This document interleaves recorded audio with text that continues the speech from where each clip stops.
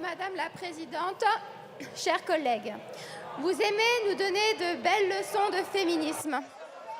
De plus, notre Première ministre nous présente cette réforme comme juste pour les femmes.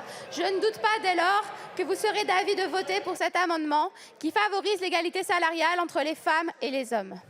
Nous demandons en effet que votre index serve enfin à quelque chose et que la pénalité soit augmentée pour les entreprises qui ne réduisent pas les écarts de rémunération. Rappelons que d'après le réseau féministe Les Glorieuses, à partir du 4 novembre 2022 jusqu'au 31 décembre inclus, les femmes ont travaillé gratuitement. Or, cette donnée s'appuie sur un écart salarial de 16,8% en comparant les taux horaires des salaires des femmes et des hommes et non le salaire mensuel des unes et des autres. La différence est de taille puisque les dernières données de l'INSEE, publiées en 2020, font état d'un écart de 28,5% tout confondu. Si on s'en tient à comparer les emplois des femmes et des hommes ayant le même emploi et le même temps de travail, et si on met de côté la sous-valorisation des emplois très féminisés, l'écart de rémunération est d'environ 5,3%.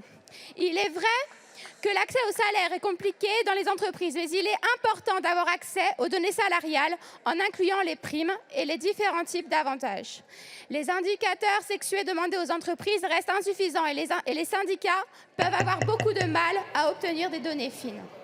Quand on est une femme, il faut toujours en faire 10 fois plus pour 10 fois moins de reconnaissance. Ce modèle de société patriarcale ne me convient pas.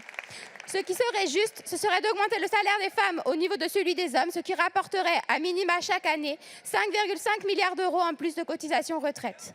Chers collègues, il n'y a pas si longtemps, vous avez fait voter une loi hypocrite et scélérate, confortant soi-disant le respect des principes de la République.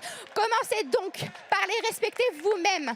Le mot égalité n'est pas présent dans notre devise uniquement pour des raisons esthétiques. Et nous, les femmes, ne voulons pas attendre l'égalité irréprochable de la mort pour collègues, merci beaucoup.